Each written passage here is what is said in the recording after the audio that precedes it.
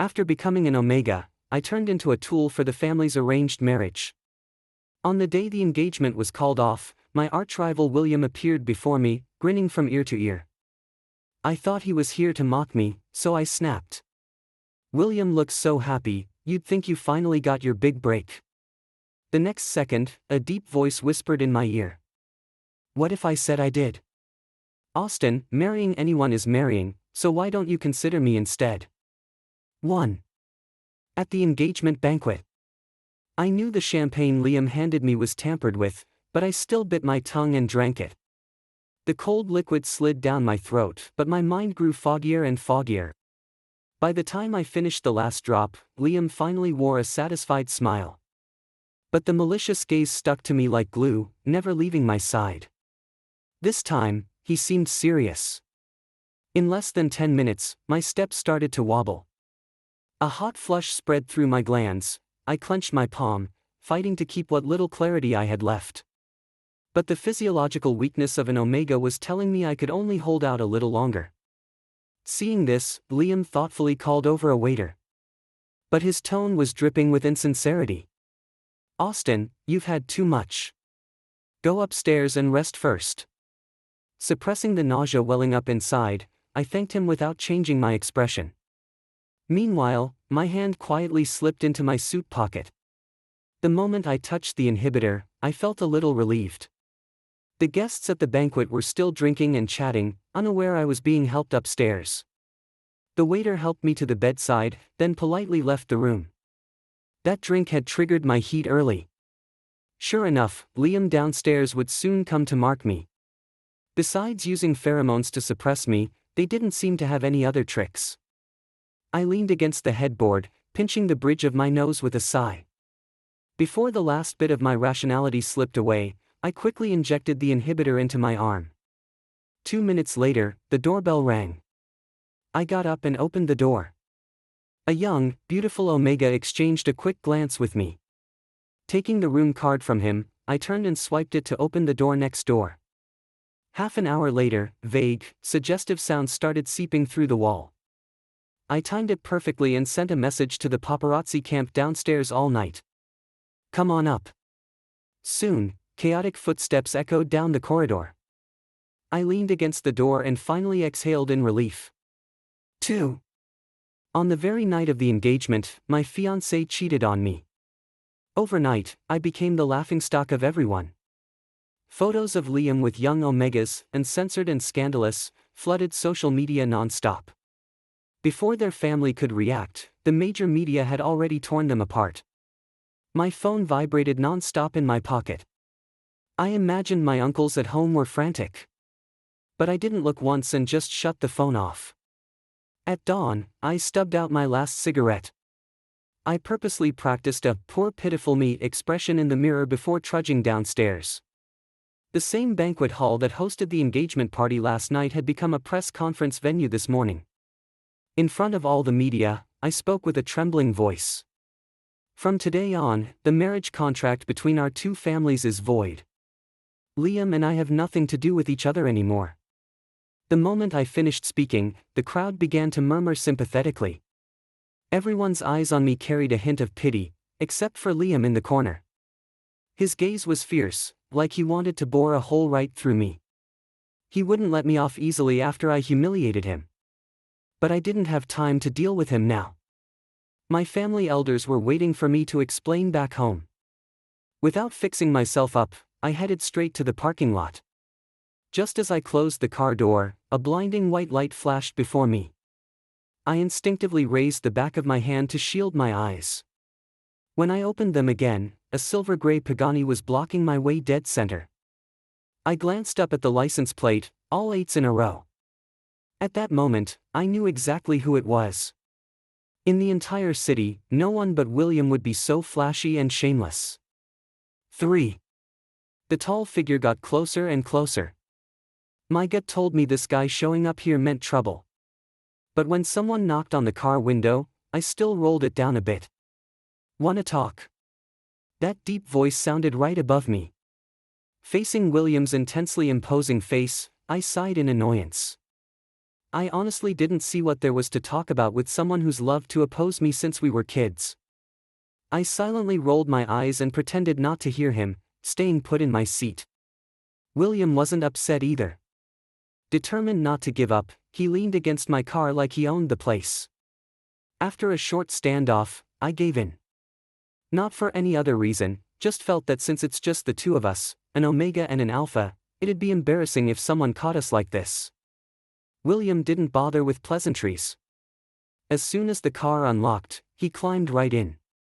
The already cramped space instantly felt tighter.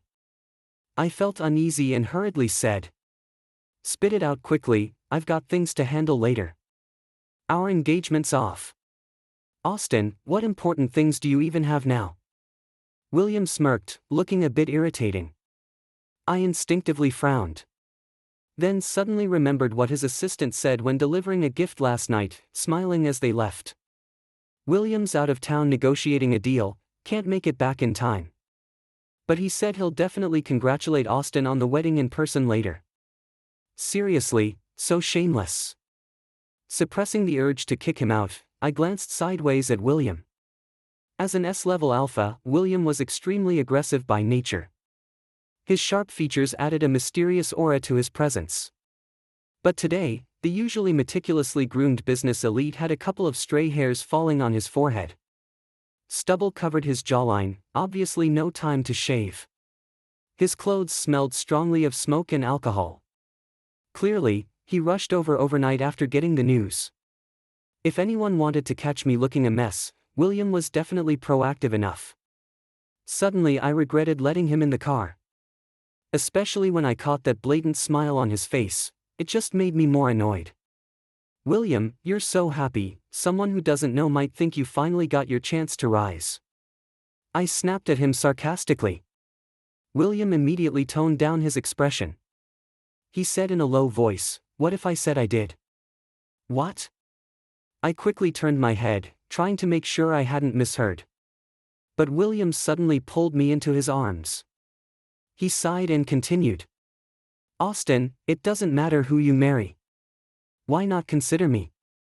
I tried to detect any teasing in his tone. But there wasn't a hint of it. William seemed serious. Realizing that, a sudden ringing filled my ears. My heart raced, and my mind went blank. My body reacted first. I pushed him away hard. "Are you crazy?"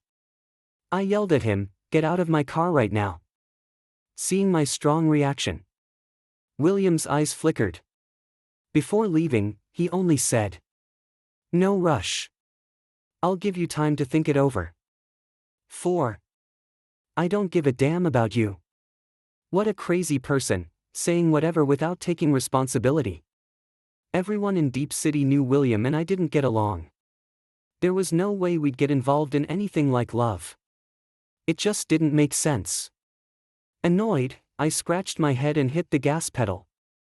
The car drove all the way to the old family mansion.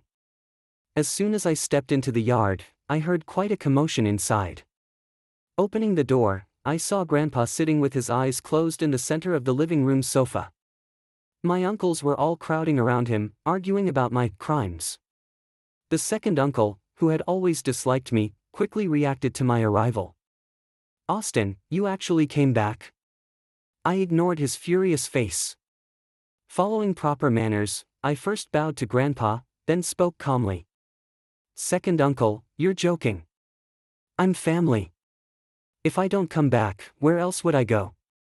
"Ha, you made decisions on your own. Didn't think about the fact you're family before breaking the engagement." The man snorted coldly, "You've disgraced the whole family." I knew they'd keep holding on to this. So I wasn't about to hide anything. It's not me who got caught in scandalous photos. What face did I lose? I stared straight into his eyes. My voice wasn't loud, but very firm. "If you're so eager for the alliance, why didn't you go yourself?" Completely provoked, his face turned ashen, eyes blazing with anger. "Austin, you're an Omega, running around showing your face all day, ruining a good marriage alliance, and now you come back not only refusing to admit your mistakes but even arguing back with your elders? Where's all the upbringing you were taught since you were young?" 5. Hearing the word upbringing almost made me laugh. As the eldest grandson, I was strictly raised from the start as the heir. I tried my best to excel at all my duties. But after I differentiated into an Omega, they denied all my efforts. Not only did they conspire to reduce the shares they originally promised me, they stopped letting me touch any core company business, treating me like a tool for profit. Yet just for a piece of land, they forced me into a marriage with that infamous family. And all this because they were convinced Omegas were inherently useless. They said, Omegas don't need to know too much. They said, Omegas being too ambitious isn't good. They even said, no matter how hard an Omega tries, they can't beat an Alpha. I spat on their nonsense. That stubborn fire inside me flared up again. I unconsciously clenched my hands at my sides. Grandpa, who hadn't said a word, suddenly opened his eyes. That's enough. Everyone, keep it down a little. The man who had been so aggressive instantly fell silent. Then Grandpa's authoritative voice spoke again. Austin, come with me to the study. His face was full of wrinkles. He walked shakily, leaning on a cane. But his clear eyes seemed to understand everything perfectly. As soon as the study door closed, he got straight to the point. This whole situation today was planned in advance by you, wasn't it? Grandpa, Enough, don't say any more. I don't think you did anything wrong. But because of this, you've made your second uncle lose face, and your path will only get harder. I lowered my head and poured him some tea. Grandpa, I just can't accept it. He took the cup, sighed, and held my hand. Austin, the world's view of Omegas is deeply rooted. I know you're strong-willed, but changing this situation won't be easy, you'll have to pay a high price. I can do it, Grandpa. What's mine, I won't let go. Hearing that, he looked at me for a long time. In the end, he gave in. I'm old now, can't manage you young ones. If you want to fight, you'll have to rely on yourself. This time, your second uncle acted unfairly. The branch office in West City will be your compensation. 6. Knowing I'd made the right bet, I was in a great mood. By the time I came out of the study, the crowd had dispersed. Only my hypocritical second uncle was still lingering. He was standing with his back to me, talking on the phone. From the conversation, it wasn't hard to tell, he had already found me another prospective match. My throat felt a little bitter. So eager to marry me off, huh? For some reason, William's words from earlier popped into my mind. Austin, it doesn't matter who you marry. Why not consider me? It doesn't matter who I marry. That one phrase planted a wild idea in my heart. If they insist on marrying me off, then at least I'll be the one to choose who. The feud between our families didn't start with me and William. It began with my great-grandfather, who stole William's great-grandfather's lover. Since then, our families have been at each other's throats. Clashing in business, battling for dominance. If we weren't tripping each other up, we were already being polite. Marriage between our families? Impossible. But if these old men insist on making my life miserable, fine. Let's all suffer. Just imagining how they'd react made William seem a little less annoying. Once I made up my mind, I left the estate and drove straight to his company. Only when I stood outside did it hit me, I might have been a bit impulsive. But since I was already here. Clenching my jaw, I stormed inside. Where's William? The receptionist froze, eyes wide. She stammered, Mr. William is in a meeting. I barely caught the words. Pushing open the conference room door, I immediately felt my face burn red. Out! A sharp voice rang out from the head of the table. Snapping back to reality, I turned around to leave. But then heard, wait, Austin. I wasn't talking to you.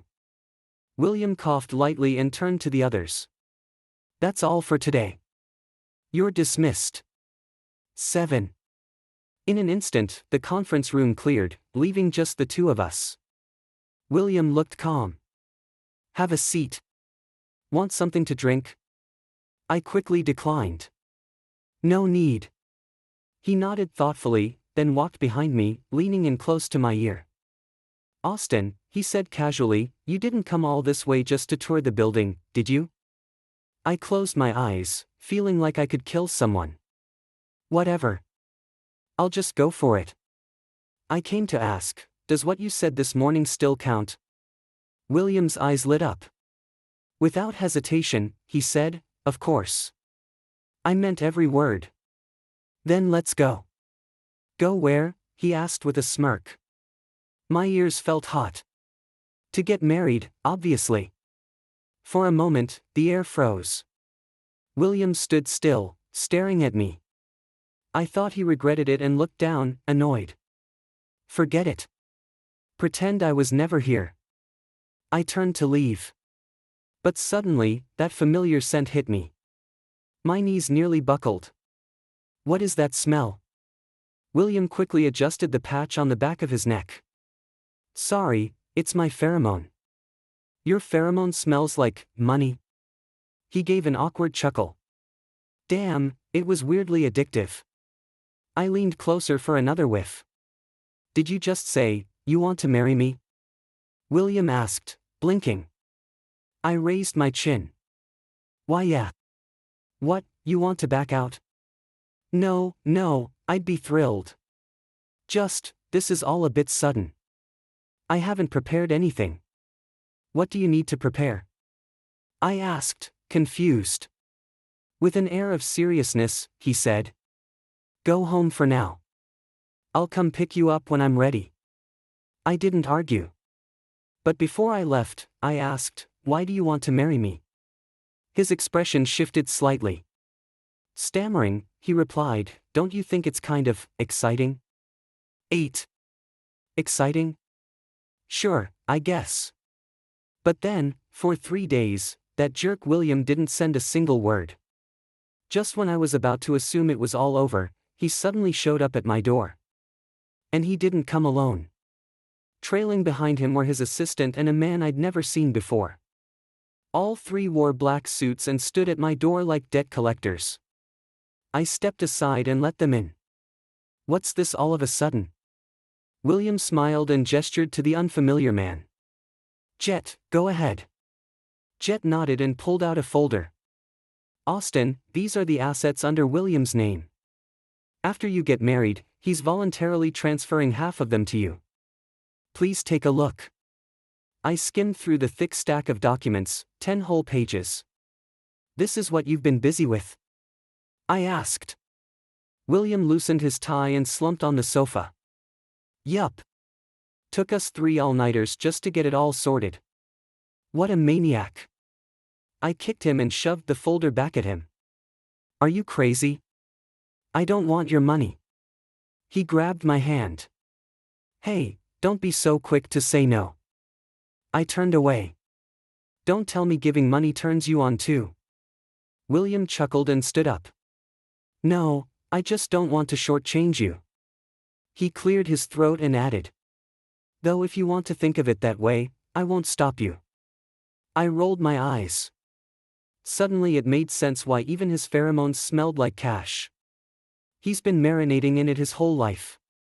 Look, I agreed to marry you for my own reasons. I'm not signing those papers. Take them back. This marriage? It was just to spite my family. And who knows how long it'll even last. The fewer strings attached, the better. I didn't say any of that out loud. William, clearly unwilling to let it go, tried again. At least let me do something for you. But I wasn't in the mood. Say one more word, and I'm calling the whole thing off. That shut him up. He lowered his head, frowning, as if deep in thought.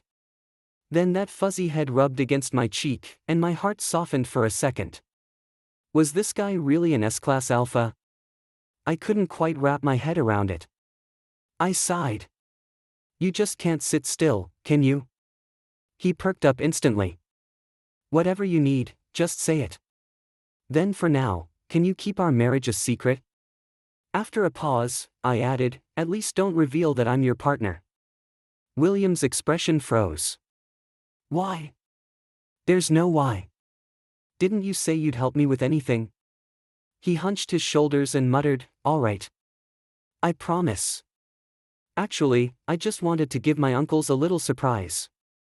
And a surprise needs the perfect moment to be revealed. 9. William kept his word and didn't leak a single word until the wedding was held as scheduled. I had no idea how he managed to convince his father. At the wedding banquet, Barrett actually seemed happy. As for my side of the family, not a single elder showed up. Which made sense, honestly. After all, the invitations were only delivered to them this morning. The person I sent said my second uncle was so furious he smashed up the entire living room. Perfect. The more upset they were, the happier I felt. Seeing my expression, William walked over with a wine glass in hand. You're really this happy to marry me? I gave him a sideways glance but didn't deny it. He stared at me, a smile reaching his eyes. Oddly enough, he was the one who looked like the happiest person at the entire event. I snatched the half-full wine glass from his hand and took a sip. Thanks, I said. For some reason, his ears turned red. Austin, he asked, can I ask you something? I nodded. Did you marry me just to go against your family? Yeah, I admitted directly. His expression immediately dimmed. But not entirely, I added. He pressed his lips together, visibly nervous. What else, then? I thought about it, then said, also because I thought it was kind of exciting. That finally made him relax. A little too early, perhaps. I was too focused on getting back at my uncle. I completely forgot that William and I had been sworn enemies for years. After all the guests left, it was just the two of us sitting in silence. Half an hour passed with us staring awkwardly at each other. Finally, I couldn't take it anymore. I guess I'll go sleep in the guest room. We spoke at the same time. I froze for a second. He was already out the door without even looking back. But what I actually meant to say was, how about taking a shower first? Running away from me, how is that exciting? You really can't trust anything an alpha says. Forget it. I won't force anything. 10. The reason William and I never got along is pretty simple. Because he's William. And that meant we had to compete. Our families had been feuding for generations. We younger ones just got dragged into it.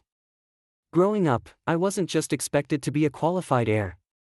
I had one clear goal, to beat William. Ironically, I hadn't even seen the guy before high school. He was raised overseas and only returned for high school. Before he came back, I was the golden boy everyone praised. After his return, everything I said or did was compared to William. Before him, I effortlessly topped every ranking. After him, I had to work 10 times harder just to stay in first place. Even though he only beat me twice. I didn't actually dislike him. But William became like a shadow that I just couldn't shake. This continued until I differentiated as an Omega. After that, the family no longer saw me as a viable successor. To keep me away from the business, they sent me abroad for college. Overseas, no one mentioned William's name anymore. I finally got a breather. But it also meant I was no longer worthy of being compared to him. By the time I returned, William had already taken over most of his family's business. As an S-class alpha, he had full support from his side. And he handled everything with ease. Meanwhile, I was ostracized by my uncles and cousins. They considered me the most useless one. After a whole night of thinking, I realized the only reason William was so irritating was because he was too brilliant. So dazzling that anyone standing near him would be outshone completely. 11. Grandpa was right, it's not easy to change the status quo. I had to give more than most people just to keep up. It's been almost 2 months since I took over the West City branch. But my problems have only piled up. First, my team doesn't really respect me. Because I'm an Omega. And more importantly, the deputy manager, Hudson, is Liam's close friend. After what happened before, he was never going to let me off easy. For the past 2 months, Hudson has been working against me in secret, either sabotaging my projects or causing issues with product quality. But I haven't found solid evidence yet, so I can't do anything. I worked so hard just to get Grandpa to finally let me into the company. Now, not only have I failed to deliver results, I've ended up with a mess. I've been working overtime for a week straight to get this new project off the ground. And just when I thought I had a breakthrough, the client bailed on me. No doubt Hudson had something to do with it. Frustrated, I returned to my office and lit a cigarette. I was so lost in thought I didn't notice when William showed up behind me, until he gently took my hand and pressed the cigarette into the ashtray. Cut back on smoking. It's bad for your health.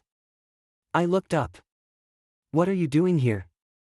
He smiled and laid out the food he brought. If I didn't show up, people would start spreading rumors we were getting divorced. No newlywed spends every day at the office and never goes home.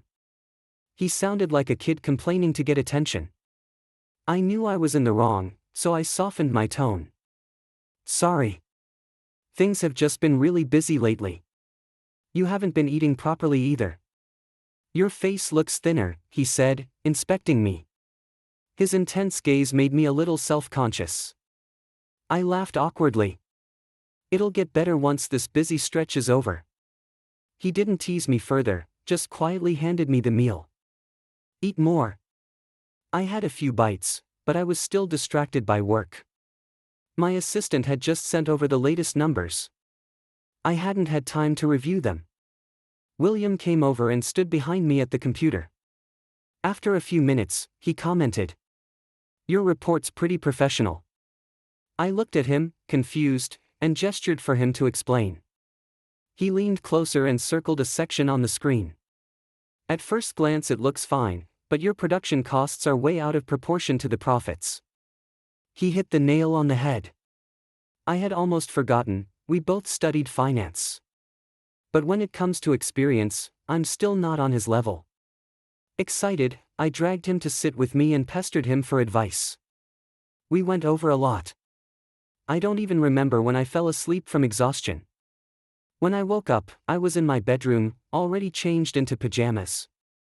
Realizing it must have been William who helped me, my ears turned a little hot.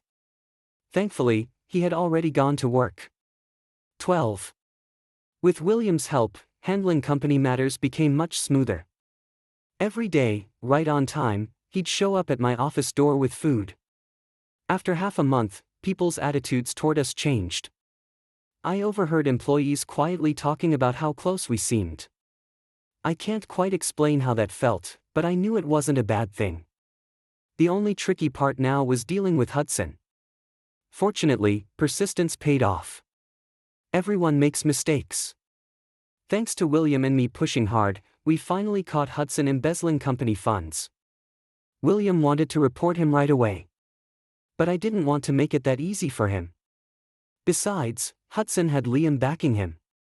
As long as Liam was around, there would be more Hudsons. To be safe in the future, I needed to cut the problem at its root. Because of our differing opinions, William and I had a bit of a spat. For the past couple of days, he'd been sending food through his assistant. During a dinner engagement one evening, I went to the restroom. On my way out, I ran into Hudson at the door. He was clearly drunk, grinning slyly as he approached me. "Where's William these days? You two fighting?" I ignored him and tried to leave. But he blocked my path. "Honestly, you should just be with me." I fought the urge to hit him and stood my ground. Hudson pushed further, putting a hand on my waist. "No wonder Liam can't forget you.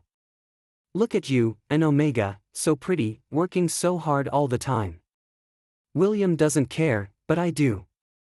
Be with me, you won't have to do a thing, just live the good life." Calmly, I pushed his hand away. At that moment, a plan to ruin them completely formed in my mind. The next day, I took the initiative to meet Hudson. I even dressed up a bit before going out. William glanced at me a few times but didn't ask anything. At the bar, Hudson lit up when he saw me. "So? Have you changed your mind?" I said nothing, pouring him a drink. He drank it with a smile, totally unsuspecting. Wish you thought this way sooner. He put a hand on my shoulder. That drink wasn't ordinary. After a few sips, Hudson was already drunk and incoherent. His scent uncontrollably spilled out, disgusting. I cursed silently. But by then, he was overcome with lust. Whatever I asked, he answered obediently. He spilled everything about how Liam ordered him to sabotage me. 13. Satisfied, I exported the recording and sent it to my lawyer. Just as I was about to leave, a strong force gripped my waist. I bumped right into a solid chest. It was William. Still a bit stunned, I asked, "What are you doing here?" His lips were pressed tight, his gaze sharp. Without a word, he pulled me outside. Once inside the car, I finally noticed his eyes were red around the edges. "Why didn't you discuss this with me? Do you know how dangerous this is?" His low voice was clearly upset. For some reason, I suddenly felt guilty. I wanted to confidently say, "I'm careful with what I do." But instead, it came out as, "I'm sorry." I kept my head down, avoiding his eyes. Then suddenly, his shoulder pressed against mine. William pulled me close. "Austin, can't you try to rely on me just a little?" My heart jumped, feeling like it sank somewhere deep. Gently, I lifted his head and pressed my lips to his. "Sorry. Let's go home." The redness in his eyes faded, replaced by joy. Back at home, William habitually tried to go to the guest room. I quickly grabbed his hand, whispering softly. "I'm covered in Hudson's scent, it stinks. I don't like it." But his brow furrowed, still clearly sulking. Helpless, I pulled his neck closer and continued quietly in his ear. "I want you. Your scent." Hearing this, William's expression softened. He bent down, lifting me with one hand as he headed to the bedroom. "Austin, people have to take responsibility for their choices." The moment the door closed, William tore off our scent-blocking patches. The smell of brandy mixed with money quickly filled the room. A perfect match for a world of luxury and indulgence. William held both my hands above my head with one hand. Then his burning kisses rained down on my neck. He gently bit my glands. "Is this okay?" he asked hoarsely. "At a time like this, can you stop talking nonsense?" I leaned my neck toward him. He didn't hesitate. As his scent filled me, I briefly lost focus. Before I completely lost consciousness, I heard William whisper in my ear. "Happy wedding, babe." Extra chapter. Before returning from abroad, I had already heard about Austin. The first time I saw him at school, he was followed by a crowd. Everyone treated him with great respect because he was the chosen heir of his family. Austin was proud, like a peacock. Beautiful, cool, and clearly hard to approach, that was my first impression of him. I heard he had always held the top spot, never dropped from first place. But me, William, has always loved to challenge the impossible. I studied like crazy and finally beat him twice in my junior year. We never spoke at school. Until one day after class, I ran into him smoking in a back alley. He had his school jacket casually tied around his waist, head lowered, leaning against the wall. The expression on his face through the smoke was something I couldn't understand. Turns out the so-called golden boy, model student, also had a hidden side no one knew about. I started to become interested in him. Quietly watching what he was up to. His family had very high expectations. Everything, food, clothing, behavior, was strictly regulated. Later I found out that whenever he felt pressured, he skipped class and hid in that alley. After who knows how many times running into him there. I finally gathered the courage and walked up to him. "Give me one too." He glanced at me with pure indifference in his eyes. But still pulled a cigarette from his pack. He quietly lit it for me. Before leaving, he told me not to tell anyone about today. I thought it was kind of interesting. Like a secret only the two of us knew.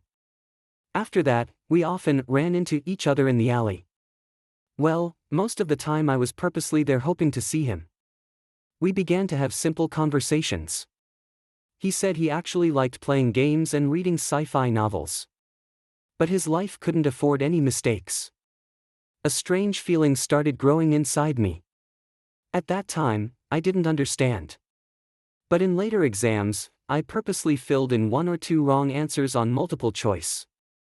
First place was his. If he wanted it, he could have it. Before the college entrance exam, I saw him in the alley one last time. I asked where he planned to attend university. He didn't answer my question. Just told me coldly to stay away from him. Later I found out he didn't take the exam. Because he had shifted to being an Omega, he was sent abroad. Once I started university, I didn't slack off. I didn't want Austin to come back and find me falling behind. Those years, besides taking over my family's business, I realized something. Curiosity is the beginning of liking someone. And caring deeply is what love looks like. I liked Austin. So I couldn't help being curious about him and getting closer to him. 2. After waiting for 4 years, Austin finally returned to the country.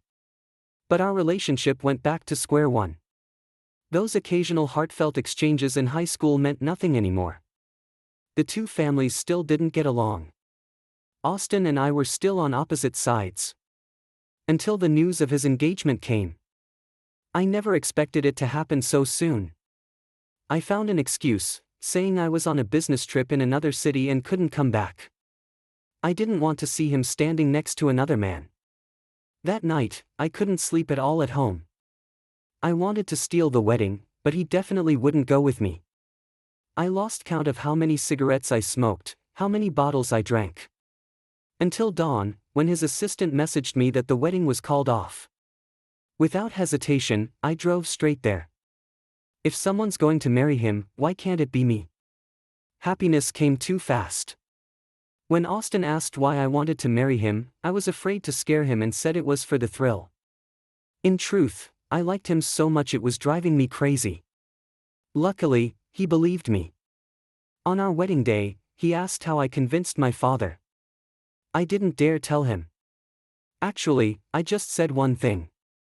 I said it was an arranged marriage, and I was the one with the higher status. My dad immediately agreed. But if Austin ever found out, I'd probably get beaten up. I wanted to give him all the good things. But he didn't want my money. So I'd give him lots of love instead. But he was too independent, always wanting to handle everything himself. He could have tried to rely on me, to ask for help. When I learned he personally went after Hudson, I nearly lost my mind. But then I thought, that's Austin. Strong, ambitious, smart, always clear about what he wanted. I love him, not to hold him back, but to respect and protect him, so he can do what he wants. From now on, I'll be by his side, free together.